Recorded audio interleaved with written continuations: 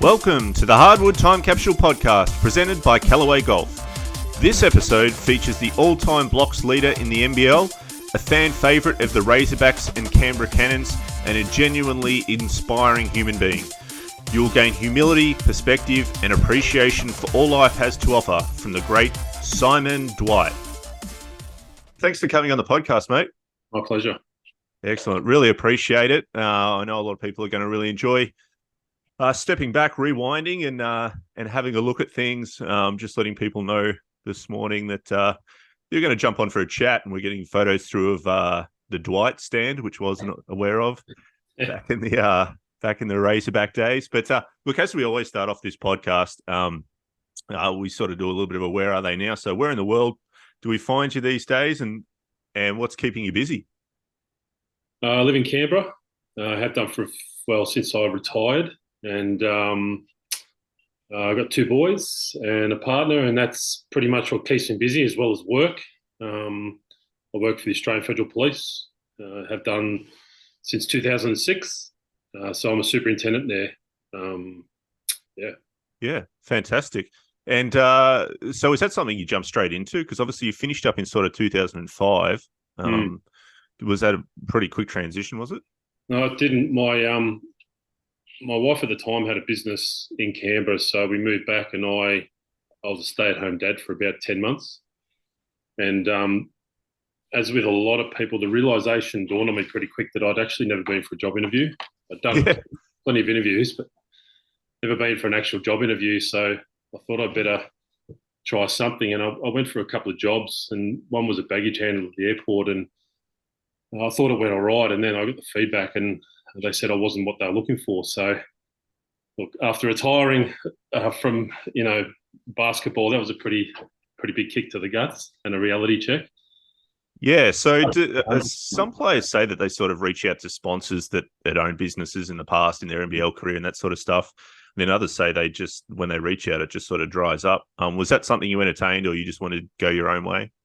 No, I was very much a go my own way type person, and that wasn't really my way of doing things anyway. I pretty much knew what I wanted to do, and after spending about 10 months at home with my eldest son, Will, I applied for a few jobs, and the Federal Police being one of them, and got an offer to go to the recruit college. Yeah, fantastic. So you've been there, what's that, nearly 18 years now? Yeah. Geez, time flies. Fantastic. Look, let's rewind it right back and let's sort of get into the basketball side of things, and we'll tie it all up at the end. But where did you start? What was your junior association? And who sort of got you into basketball? Did you have brothers? Did you have a mate next door that liked to play? What was the situation there? Pretty much, I started playing when I was 7, and I grew up in the eastern suburbs of Melbourne, in a suburb called Clayton South. Yeah. And played all my junior basketball at Dandenong. So, right. Was that on Stud Road at the time, or was that at Dandy Markets, or where was Dandy Markets to start with? Yeah. So all the way back there, and then to Stud Road. Played, I think it was the Siebel or the CBA. Yeah. Dandenong back then as well. I think in 92, 93. Who was coaching way back then? Warren Pink was the coach. The great man. Yeah. We had a star-studded lineup that year: Michael Cooper and Warren Pink, Shane Bright. Yeah. A lot of Willie Simmons. A lot of very good players. Wow. So played my junior career there at a time that, on reflection, was just a super competitive era in junior basketball, particularly in Victoria. Like with all sport, but basketball over that time in Victoria was pretty cutthroat. Those Friday night leagues, and trying to make Metro teams and things like that. Yeah. Who were so you played with Dandenong Rangers, was that was the case? Yeah, no worries. And how'd you actually get into basketball? Was it just that your parents pushed you into it, or what was the No, do you remember? I pretty much played every sport I could get my hand on at school. I went to Mazenod College there in Mulgrave, and pretty much played every sport imaginable, as most people did at that school. It's a very sporting school. So started playing basketball. I think a neighbour might have been playing, and I went, and his dad was coaching. at a club called the Drifters at the time. Right. Yeah, so started playing there, and that's how I got into it. So, and it just sort of progressed, and I played a bit of Aussie rules and indoor cricket and things like that. But basketball just seemed to keep progressing for me. Yeah, no, that makes sense. And I guess some of the listeners obviously know you as sort of an enforcer type player and a tough type player, athletic. Were you the big kid from like under 12s, or was that not the case? Or were you always athletic? What were you like when you were sort of under 12s, 14s, that sort of thing? Well, I don't think anyone would accuse me of being athletic back then. I was pretty uncoordinated. I was about 6'3" at 13, um, and yeah, as I said, extremely uncoordinated. So I was a bit of a late bloomer as far as the coordination stakes. And quite soft as well. So I wouldn't say I was any type of enforcer at any stage of my life, but certainly not back then. Yeah, yeah. Well, I guess the enforcer sort of role might come from the fact that, I mean, I think you still are. I haven't checked the latest stats, but I think you still are the leading shot blocker in the NBL overall. And I guess I want to ask, I mean, there's obviously a lot more facets to your game than just shot blocking, but you're well known for that. And as I said, lead the league in it. Is that something you just sort of had innate in a just incredible timing with? Was it something you worked on? Because the reality is when you go to a basketball training session, and us as coaches, whether you're players, whatever, you'll work on shooting, you'll work on ball handling, you'll work on, maybe even a little bit of passing, one-on-one defense. You're not really working on shot blocking too much in drills and that sort of thing. Was that something that you just picked up naturally? Yeah, I think it was, and I was never was or going to be a huge scorer in any team. And I think I was maybe be a forward facing role player. I did have my moments where I scored a bit, but I was more a role player, and it became the teams that I was on. It became pretty clear that, to me anyway, that I could do a lot for my team from the weak side in particular. And I think it was probably a natural progression, both naturally with my ability to jump and a long reach, and just some good timing as well, which I developed and read the play as best I could. And as you gain experience, you just get better at that. And it really does help when you play with very good players over your career as well, who really know what your strengths are and can work towards that. Yeah, that's pretty impressive, though, to understand the importance of weak side when you're only young, because everyone just wants to be in the play and get what's going on. And they might not understand, and this is one for the coaches out there, that if you can convince players how important it is to be on the weak side, it means everything on the strong side can play completely different. You can take more risks because there's someone that if there's a backdoor cut, there's someone on the weak side there ready to help. They can play close stance defense instead of open stance because they can put a bit more pressure on, take a few more risks. And there's, I'll put it in the show notes. There's actually a video I think the NBL put up a few years ago, and it's pretty much a block mixtape of your blocks, but it shows exactly what you're talking about in terms of coming from the weak side, and putting pressure on it, just being a guard's nightmare because they might get past their initial defender, but then all of a sudden there's a rim protector there, and I think it could be a good. I mean, obviously they put it up for show and that sort of thing, but could be a good learning tool as well. So I'll well, it wasn't by design. Yeah. I just, in a lot of the teams that I played with, I needed a purpose, and I saw a purpose in that, and I went with it. And I think a lot of it is confidence to go for it, but a lot of it is being able to read the play effectively, to know where to be. Yeah, no, 100%. And do you think that's something you can learn? I'm not sure it's something you can learn. I think there are aspects of it you can certainly develop, and that's probably more the IQ part of the game, when you're a big man and knowing your role and knowing where you can contribute and where you're purposeful. I think to block shots, you just have to have a certain amount of, a few athletic qualities to go with it. If you don't know where you've got to be, and you don't know how your teammates play and what they need from you, it's you're probably not going to get too many blocks in a game anyway. Yeah, no, that's fair enough. I mean, there's more than got to have the athleticism to do what your brain is picking up Yeah. on doing. During your Vic Metro years and those sort of things. So, did you make like Vic Metro under 16s and 18s before you went like AIS and things like that? Yeah, 16s, 18s, and played under 20s when I was at the AIS. Yeah. Who Under were the coaches for Vic Metro back in those years? Mark Watkins Yep. was the coach, and Dave, the name escapes me for under 20s. Yeah. Yeah. And who were some of the players there, just to sort of get listeners engaged with who you were rolling with then? Well, one of your previous guests, Matt Shanahan, Right. Yep. a great So that man. was in the Vic Metro team. Yep, played all my junior career against him, and then in Vic Metro with him. Yes, of course, because he played Nuttawading. Is that right? He did, yeah. Yeah. And so we had a pretty good rivalry with Nuttawading, being Yeah. a Dandenong boy. Yeah. Yeah. For sure. And Sam McKinnon. Yep. Played all through there with Sam McKinnon. Pretty much hung around each other for the rest of our career in some way. Was he at a Diamond Valley? Or am I thinking Yeah, he somewhere was. else? Yeah, Yeah. I think it's Diamond Valley. Yep. Yeah. Yeah. I think so. Yeah. Wow. Yeah. When you mentioned earlier, that was a pretty amazing era to go through. I think those names alone sort of let everyone know how tight and how difficult it was. And I think it actually led on to sort of those glory years in the NBL, because I mean the NBL is obviously a fantastic product now, but for anyone that went to sort of Melbourne Park, the Glass House, and that sort, it was pumping in the 90s. Like it had a little lull, or not a little lull, quite a significant lull in sort of 2007, 8, 9 through to sort of 2015, and has picked up again since. But yeah, it was amazing. Yeah.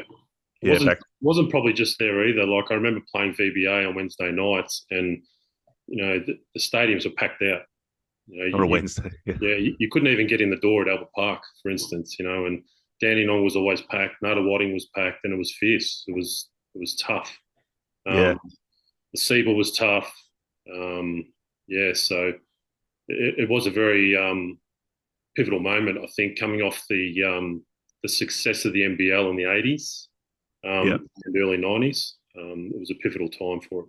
Yeah. Where do you think we've sort of lost that toughness a little bit? Because Scott Fisher and Brett Maher and a couple of other players on the podcast also mentioned it, in terms of, obviously a component is probably social media and, the showtime of stuff these days. But even if I don't want to revert back to that, the block shot video too much. But again, when you're blocking, you're not then carrying on like a goose, tapping your head and, all that sort of stuff. It's just like next play, let's dominate, let's get on and let's block twice. Let's chase the block and head into transition, Yeah. Do you think it's, is it the officiating that didn't allow it to be as tough as we went along? Was it the nature of players? I mean, can you put your finger on it? No, I think it's just generational, and it's probably not exclusive to basketball. If you look at the world at the moment, and that doesn't make it better or worse, I don't think. I certainly see the game a lot differently now compared to when I played, and I'm sure players in the 80s saw it a lot different to when I played also. So it's not to diminish anyone's experience or their perception of the game. It's just different, and I probably watched more basketball, very recently in the last 12 months than I have in the last 10 years. And, I've watched a few training sessions as well at Centre of Excellence here in Canberra. And a lot of it I don't recognise. And, it's changed so much. In what way do you mean that? Well, I think the training and the preparation certainly has changed, and how players are managed. How they're trained. I lament I won't say the downfall of the big man, but certainly not as prominently featured, and as much emphasis put on those big man skills as there was when I was coming through. We certainly didn't waste any time at centre court hugging each other, the other players, or tapping each other on the arse, or chatting away. That all happened after games at the pub, or at Australian camps or at social events. But on the court, it was, I can't remember any team that we played against that it just wasn't a fierce battle, and regular stitches, because people were just. It seems to be a different desperation back then for success and to play and to compete. When you were travelling on the Doomsday Double, Adelaide, Perth, like you knew you were in for it. It was going to be very physical, particularly once you got to Perth second night. There was a desperation. The work required to get to that level back then. Some people were working, some people weren't, some people getting paid. And I've listened to your podcast with Rusty Hinder recently, who's a really great mate of mine. Earning 14 grand his first year, and I look at the work that someone like that put in for the 14 grand. He worked equally as hard as me, and he pushed me very hard at practice, which allowed me success in the games. And that's proven by the stellar career he had, for instance. But that was across the league. Every team had those players. They had their superstars, but the training was where it was at, and trainings for us was just an absolute slugfest. It was difficult. Yeah, that's amazing. I mean, it's unfortunate almost that we, it was in an era where we didn't really capture a lot of that stuff for the younger generations to sort of look at and see how tough it was, because like you said, it probably is generational. And even the WNBL players that have been on here, I've said the same thing, about like in Europe, it was like 2-a-day sessions and just a whole lot more desperate and a lot more just I think I look at the AIS and how that brand has gone now, and it's the center of excellence, and you've got the NBA Academy there. And I was at the AIS with another one of your guests, Christy Harrower, who, I had huge admiration for the way she played, and, just a great person. And, the level of work that was put in at the AIS back then, I did 2 years at the AIS, 93, 94, and it was intense. It was very difficult. There was nothing, there was enjoyable moments, but the basketball was super intense. You had to perform, you had to work hard. It's a real shame that that's not around in the form it was, I think, to a certain degree. Yeah, I think that's a really important point, because now there's so many different options and different pathways. Like the AIS back then was sort of the holy grail of where you wanted to go to develop if you want to be a professional basketball player. And the Center of Excellence still plays in like the NBL 1 East and things like that. But I remember watching, Nate July and Paddy Mills come down with the AIS team to play in the Seabull, and when they were 15, 16, and, getting beaten up by teams like Frankston and these, playing fully grown men and stuff. And it just forced you to go to another level, which is sort of what you touched on with what you did with Rusty Hinder, and I think it is reciprocated, because he messaged me the other day and said, Dwight, he made me into the player that I am, and he goes, he didn't even talk to me for the first month of my rookie season. He goes, he just, like, the battles we had, were phenomenal. But yeah, I think, I was pretty disappointed, like a lot of people, I think, when the AIS changed. But again, I think it's because players, have different options. They'll either some of them opt out of going there, when they're given that opportunity these days. And so that's a bit of a disappointment, but it is good. I mean, for anyone that gets a chance to go to Canberra, you can still walk through that initial corridor to get into those courts, and you see the champions of yesteryear that attended the AIS. And it gives me goosebumps, whenever I go there and can walk through there, because you do see, you get a little snippet of what it was like, and the champions that have walked through there and performed there. Sort of a mandatory question I ask all the guests on here, because obviously they all ended up with great careers, but as you were growing up, was it all or nothing? Was it all basketball, or were you into your studies? Were you academic? At what point did you think, I might actually try and play basketball for money and actually make it my job. What was sort of the process there? That probably occurred in '92, and I was invited by Lindsay Gaze to go on a Tigers tour of the States. So we went over there, and I think I was 15 at the time, and with Andrew Gaze and Warwick Giddy, Nigel Purchase, Ray Gordon, Leonard Copeland, like all those guys, and playing at universities like Arizona and Cal State and UCLA and things like that. It's probably the first exposure I'd had to the world. Certainly my first overseas trip, but it was certainly my first exposure to the world of basketball on a bigger scale outside of Australia. And watching those guys play, the fun they had while they did it as well, particularly that team.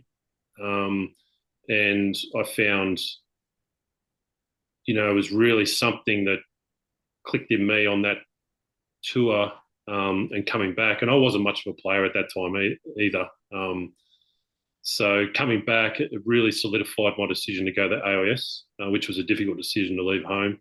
Had you already, sorry to interrupt, had you already played some of those guys in these Wednesday night and Thursday night comps and stuff? Yeah, and back then, a lot of NBL players played VBA. They played Wednesday nights as well.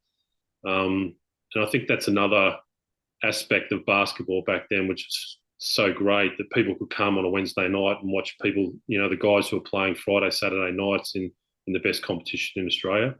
I certainly wasn't playing much at that stage, but enough of a taste to know that's what I wanted to have a go at.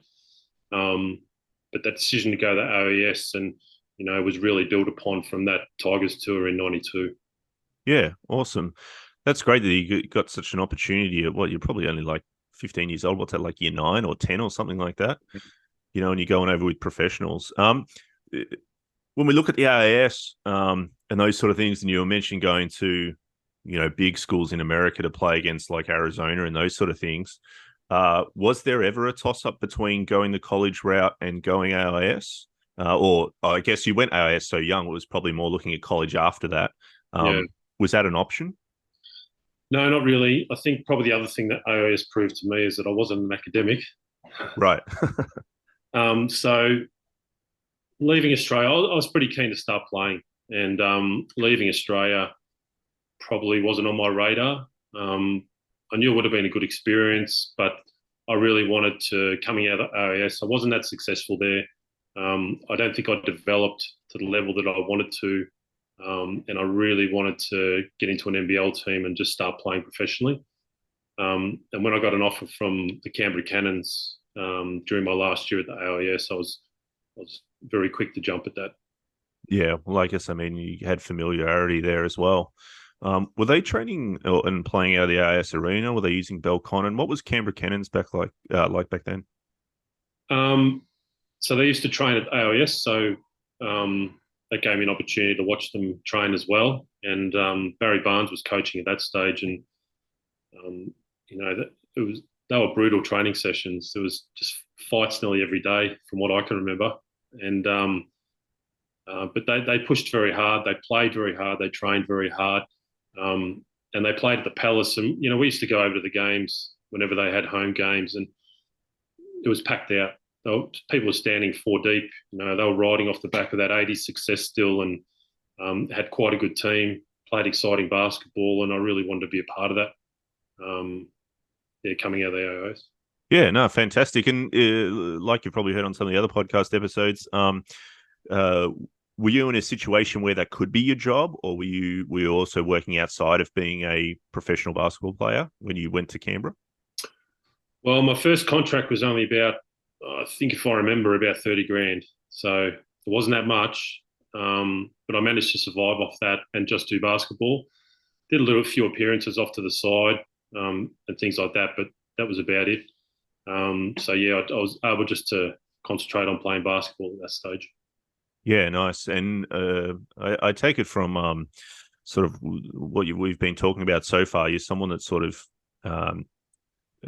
really values discipline and values structure and those sort of things. So much like Scott Fisher mentioned in his episode, probably doing the extra things like weights, conditioning, those sort of things was something you probably didn't feel difficult to do or needed motivation. Would that be the case or no? I don't think I needed to be motivated. Certainly, with the benefit of hindsight, I don't think I made the most of that. I was very lean, and I probably, particularly when I entered the NBL, and maybe arguably for my first 5 or 6 years in the NBL, I was probably undersized for my height and the position I was playing, and I probably didn't work as hard as I could to put on more size, which certainly would have made banging with the likes of Mark Bradkey and Andrew Vlahoff and Scott Fisher and John Dorge and all those guys a lot easier than the 92 kilos I was. Yeah. Did you have, you say in hindsight, was there anyone there at the time, though, to direct you, or would that have just been left up to you, whether you added, 5-6 kilos, that sort of thing? No, we had fantastic staff. Julian Jones at the time was our strength and conditioning coach, just a world-class coach. And we had the RAS facilities where we trained. So really no excuse. But to a young 17, 18-year-old, the level of training we did, and then the weights and nutrition, the advice was around there, but it isn't what it is today either. So the emphasis wasn't really placed on that. The emphasis was on the court, and you had to be ready to train hard and then play every week. So, certainly didn't use that to full effect. Yeah. No, well, that's great honesty, but it's also just makes, I think, when the listeners are listening to this, it's an era that it would just be great to go back in. I mean, there's a great saying that I think resonates, truth is, you're the sum of the 6 people you spend the most time around with. And if you've got this culture where everyone's just banging bodies and just going at it, and that's just the way it is, then it almost sort of weeds out anyone that's probably not going to be have buy into that, or I guess gives them 2 options: you either buy in or you get out. And I think I talk a lot about on this podcast about if you can get that recipe for success and just somehow bottle it up, and then just at the start of every season, release it. That would be where it's at. But I think it all comes back to culture and those sort of things. Now, I want to sort of take a little bit of a turn here because there's often discussion behind the scenes. I have a lot of listeners message through after podcasts and that, and you pick up on some key themes, and one of them when we talk about sort of your era is that there's 3 players that constantly get mentioned that we go, in this day and age, they would for sure be playing, if not starring in the NBA.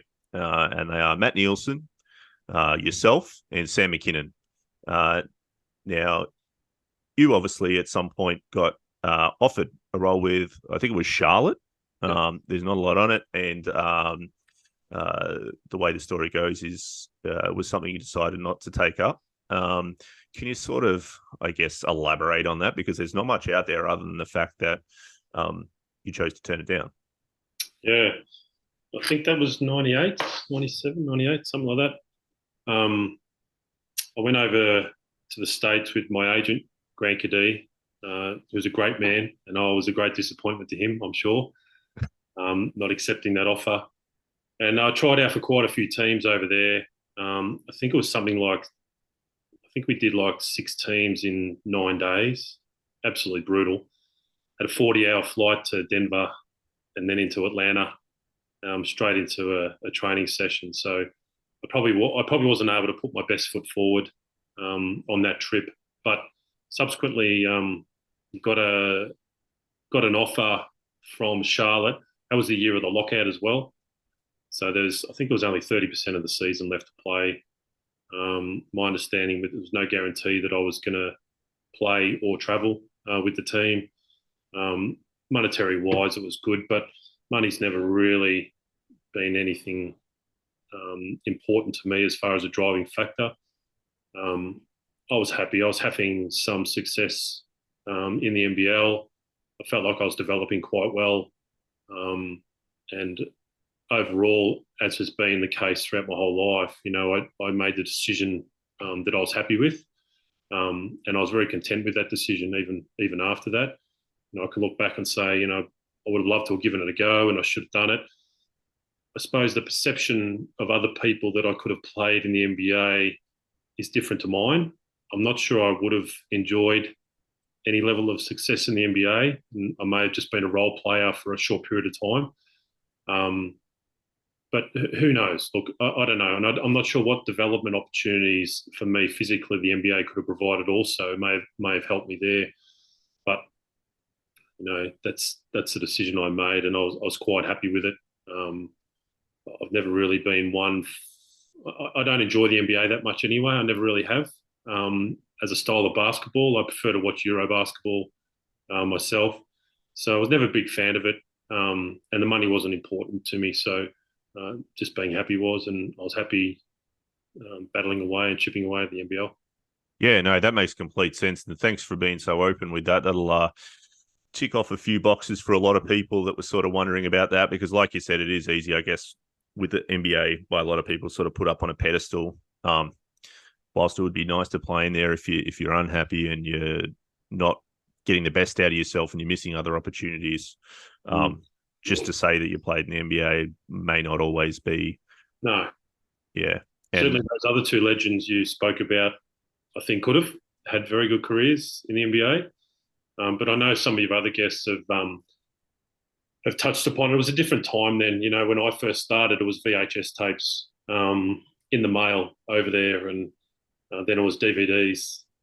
So the awareness of people now is instantaneous. The awareness of players playing in Europe or the States or Asia or Australia is instantaneous for agents and for players to get their wares out there. So different time. Yeah. Did you ever go and play in Europe? No, never. No, because I feel like that style probably would have suited you even more than the NBA. Much like Susie touched on, she goes, I played WNBA, but she's like, European basketball suited me better. The way they played, you're allowed to play with a bit more freedom in terms of physicality. It wasn't all about, one person or two people getting, triple doubles and that sort of thing. Did you ever consider it? Yeah, my wife at the time had an Italian background, so I did try to get a Euro passport, but that didn't work out for me. So no, it would have been good, and certainly in international competitions, world championships that I played in, I feel like I had more success against the Euro teams than I probably did against US teams. But they do play a more physical, free-flowing style, and a more structured style also than the American style.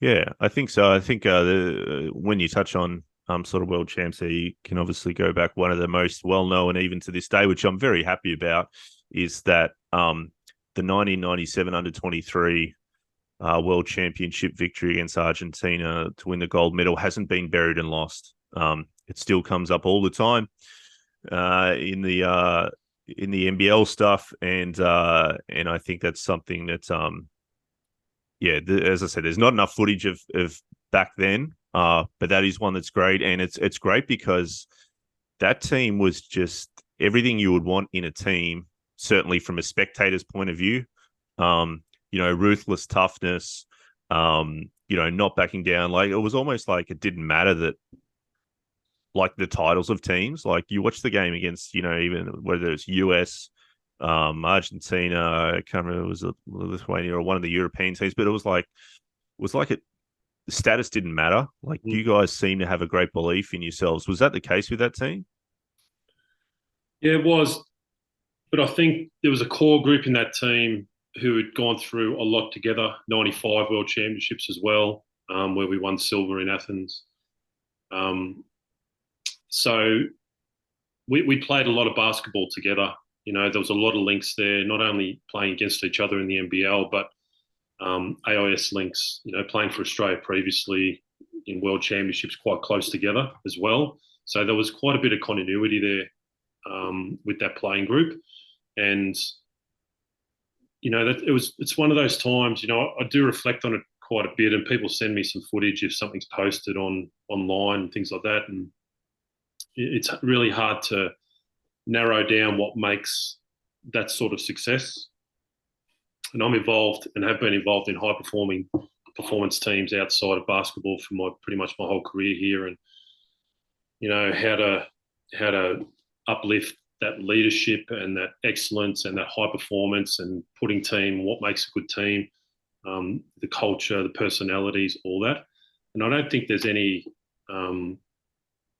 huge secret recipe to it. I think when you get a convergence of people, regardless of their personality or how good they are in another aspect of life or another team, if they come together and they're happy to put certain things aside, number one probably being ego, but also play a role. And when you get a certain amount of players out of that 10 or 12 players who are prepared to do that, and that majority rules, and that's really pushes the culture forward for that team.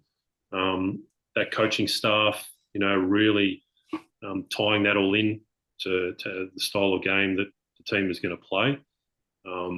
So and I think we have seen it over the years intermittently where you do get that, but I think it's just a time thing, and players come through and certain players play together, and it allows you to be able to really evolve that into that type of success, because that time for us, and I think basketball and particularly in Melbourne, it was absolutely insane.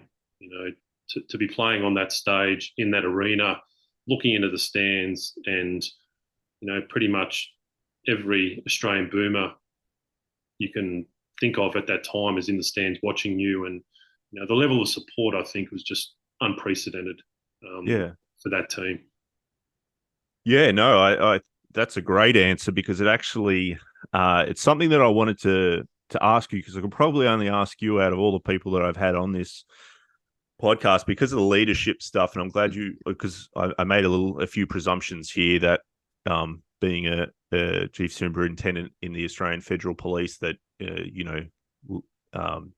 leadership, building teams, all those sort of things would go hand in hand with that role. And I know there's probably limits to what we can talk about in terms of your role there for security reasons and those sort of things. But my question was, and we studied this, and I did an exercise science degree at Deakin University, and when we talk about player performance, and you mentioned, you were there, in that game, and you had boomers in the stand, and it was interesting, your choice of words. You said it was great to have that support.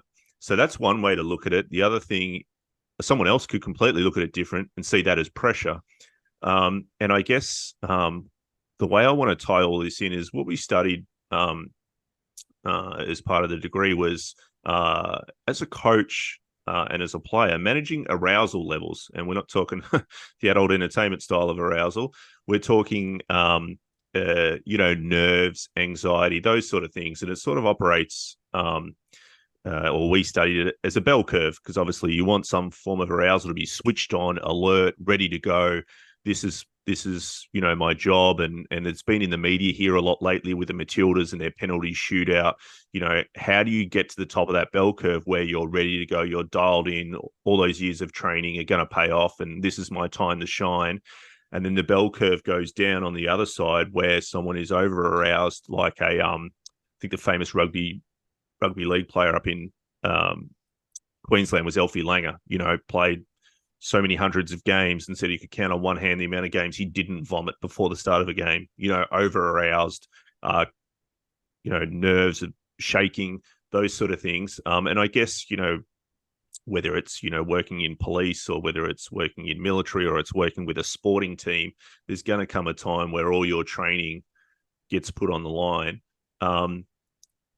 My question is, do you have any advice to the coaches on here on how you can teach, manipulate, get a young athlete to, get to the top of that bell curve without coming down the other side, and make the most of what they're doing when it comes to a nationals game, or it comes to, playing in front of someone that's important to them? Do you have any advice in regards to managing the psychology and mindset when it comes to those big moments? Yeah, and I think it's certainly been true professionally after basketball. Working within, I've had a lot of synergies with the police and the work that I've done there in regards to its, smallish teams, high performing. There's a lot at stake. We deal with critical incidents. And one thing, and a lot of my career has been in the training space with the federal police as well. And one thing that's stood out for me, and I think it stood out in the early days for me also when, in my early career with Danny Knoll playing C-ball or CBA and then at the AIS, is that as soon as you can expose people to that level of anxiety that comes with, performance-induced stress, as soon as you can expose, and the more you can expose people to what they're going to have to deal with in the situation, be it a game, be it an incident in policing, whatever it may be, you can only deal with that effectively if you've reenacted it or exposed yourself previously to it. So, there's not many successful teams who train for 6 months and play 2 games and they do it effectively. So if you're going to train for 6 months and then go play a game in front of 50,000 people, you're probably not going to do too well because all those elements that you mentioned, you're going to be exposed to and you won't be able to handle them. And it's certainly the same it's the same across human beings when they're trying to make decisions, foot placement for the Matildas, of where they're going to kick it and how they're going to do it, and being able to think through that effectively, take a free throw, walk out of the court, understand your job without, to the exclusion of what's going on around you and all that other interference. So to me, the early year coaches and trainers, instructors, the earlier they can expose people to stimulus and replicate the stimulus they're going to have to deal with, the better. And the more they can do it, the better. And you'll have people in general, but players who can more effectively deal with that. It becomes second nature after a while. And you see the decision-making process of individuals smooth out, if I could use that term. Things don't become as clunky because, like everything, why are we shooting? Why would we shoot 100 free throws after training every day? And it's just that muscle memory to become good at it, and our decision making and our mental capacity to make those decisions when it counts is no different. Yeah, no, that's a great answer and very in depth. And I challenge any of the coaches or the players on here to think of ways that they can incorporate that. And I'll sort of give you to the coaches sort of a variation that I experienced in terms of that. When I was playing in juniors, for instance, I was lucky enough to be coached by Alan Westover, who was at the Tigers. And what he would do often is, instead of just playing our 3-5-minute scrimmages at the end of training, we would have scenarios, right? So it would be 6-2, so you were 4 points down with 5 minutes left on the clock, right? So again, that's how you put pressure on people, and you put some accountability on people. When you're shooting a free throw, there was never just go shoot free throws for 2 minutes. There was always a consequence. You had to get 6 out of 10 minimum, or there was some accountability in there, whether it was, punishments or it was you have to start your 10 all over again, So I think that's if people can think of practical ways, because obviously you can't just bring 2,000 people into the stands at training and have them under that stimulus, but you can put people under pressure. So yeah, that was great, your answer. And hopefully that's prompted some people to think about that. On the other side of it, do you miss it? Do you miss, playing in front of, 5, 8, 10, 15,000 people? What do you miss from playing in the NBL? I think number one, overwhelmingly, I miss the lads. I miss my mates. I miss the training. I love training. I just love turning up every morning, putting the ankle braces on, talking shit with the boys. I miss the competition of training. The games was different for me. I do miss the crowds, but it was never really a natural thing for me. It never really felt natural to me. I was certainly very proud of my career and proud to be involved with, the people I was around my whole career, my whole junior career. People like have been on your podcast, just amazing people who I admire very much, but it really didn't sit naturally to me. And I knew it was temporary also. So I think, to me, the last day of my career was a pool session at Belmore swimming pool. It was a recovery session at Belmore swimming pool, and I never went back after that. And it's sad, yes, but careers come and go. Things happened. There's a lot more to life though than sport, than basketball, than what you're Seems doing. you've always had this wise head on your shoulders. Do you mind me asking, like what your parents did, or if you feel like you got that from them? Did you have a strict upbringing? Was it you just not serious isn't the word, but very mature? Did you always sort of feel like Yeah, you had that? I was kept very grounded by my parents. They knew that any type of professional sport was temporary. It's a very small fraction of your working life, let alone your whole life. And I think that was, twofold to prepare me for life after basketball, but also to keep any type of ego in check and thinking that you're more important than you actually are compared to the person who's cleaning the courts after the game or taping your ankles or handling your water bottles or anyone else sitting in the stand for that matter. And I never had that.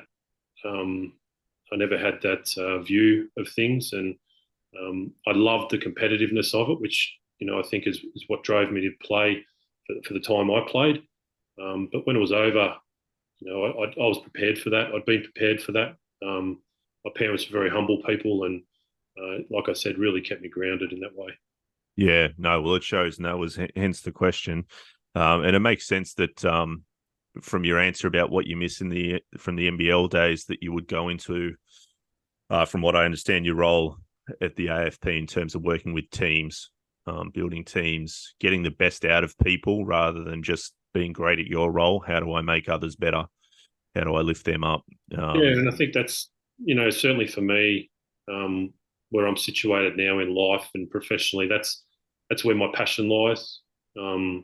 Really building high performance teams and leaders, and professionalism, and what that takes, and how it affects each individual, and what each individual has to bring to that collective. Because I think it's quite misunderstood in a lot of ways, that whole recipe. Yeah, no, 100%. And I guess on the other side of leadership, well, not the other side, but one of the other questions I wanted to have for you was, and I'm going to ask Adam Capehorn the same thing when he comes on, having just finished with the Boomers, is we know in the NBA and the NBL, they have exit meetings and those sort of things when the season's over. Some of it may be whether you stay on next year, some will be performance-based. Where do you rate those in general? So it could be in terms of basketball, it could be in terms of performing a police operation. Do they then debrief afterwards? Do they look at, what went wrong, assessments to learn from? Where do you rank things like, reflection or debriefs? I think the whole ability to provide feedback is underrated anyway. Whether it's a debrief after a season, whether it's a debrief after a police operation, or anything like that, I think it's really underrated. I think it really can set people up for their future success. Certainly, in my experience, many people aren't really capable of providing the feedback and criticism the way is required, or if at all. A lot of people avoid tough conversations and hard conversations. They don't want to upset people, but there's certainly ways to do that. I don't think that's a new problem.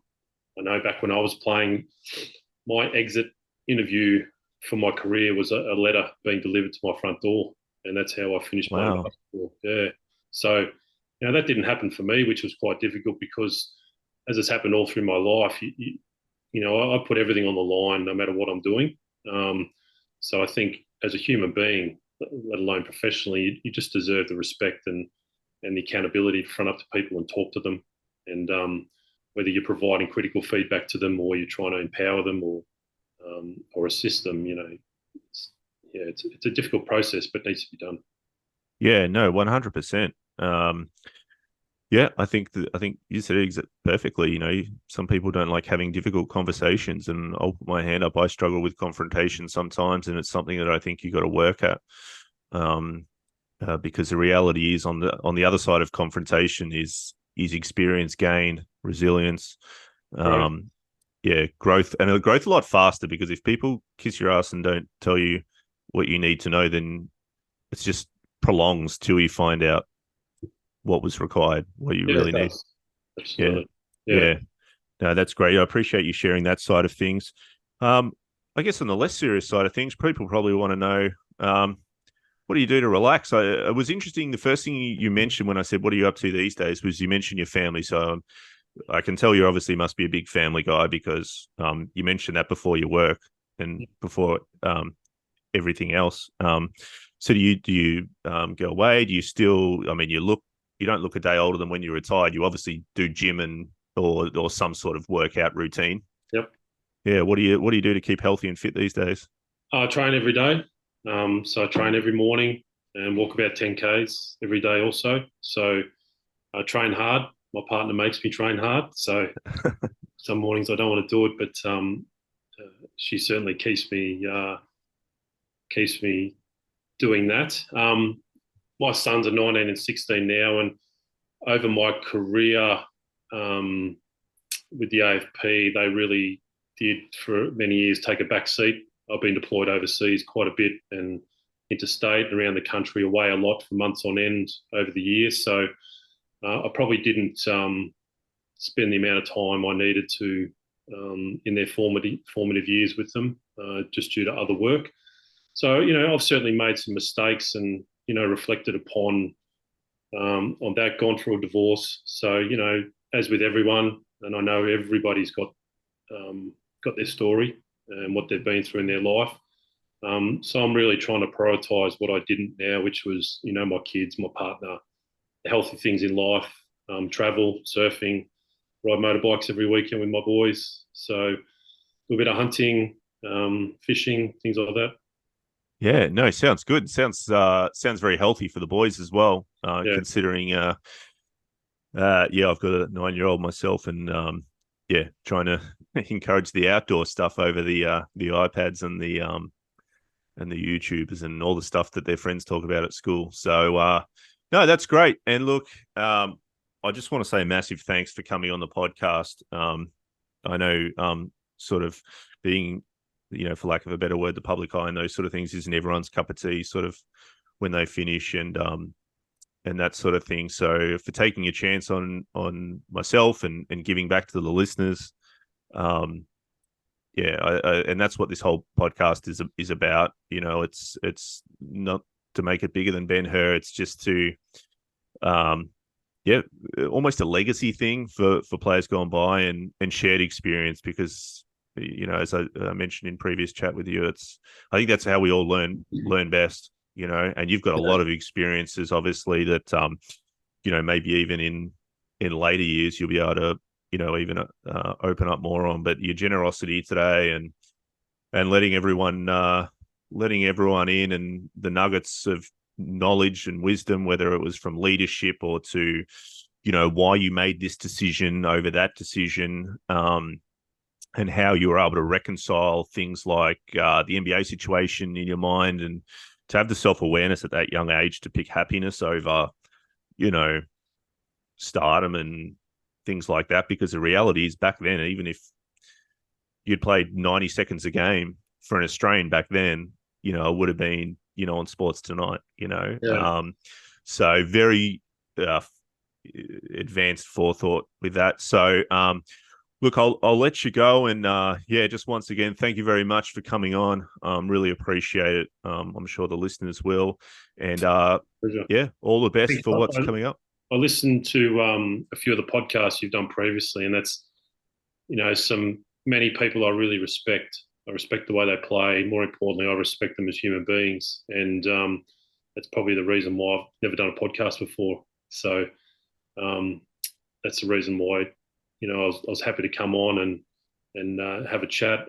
I love the theme of what you're doing, and I can see the honesty and vulnerability. I don't want to overstate the life of a professional athlete and how undifficult it really is, because it's not that hard in the perspective of life. And that's not to minimize anyone's experience, but certainly retiring for me was not that hard compared to a lot of things later in life, and you do get that perspective, which is important. But those players you've had on and hearing their stories, during and after basketball was really fantastic for me. I don't deep dive into basketball much at all. I don't really follow it and or have much contact with the community.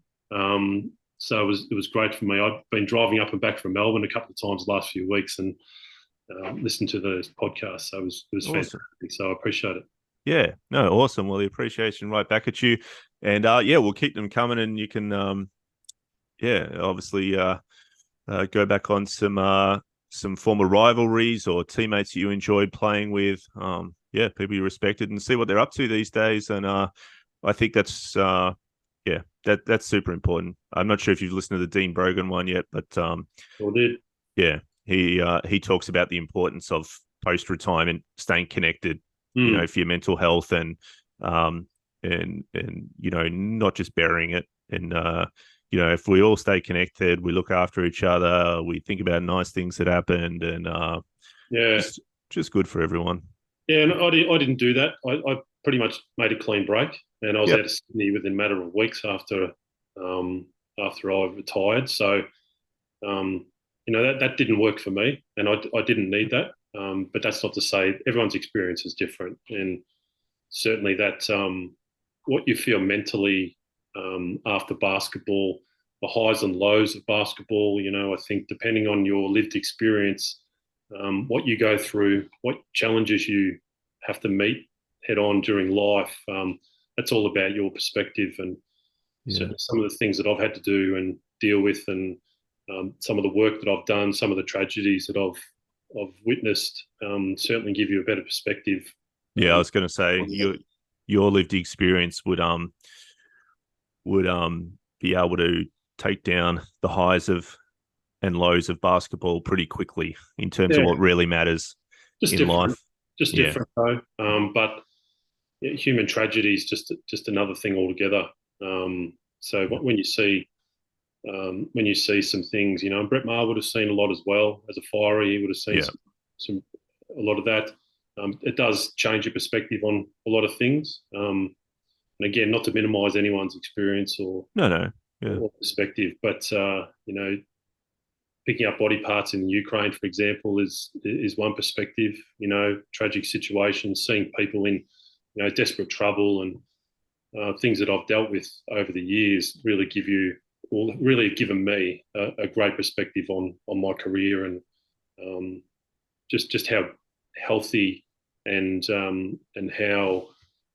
how good life is in this country. I love seeing the NBL healthy again, but we shouldn't probably overemphasise the importance of sport. It's Yeah. important to our culture, but there's a lot going on in the world.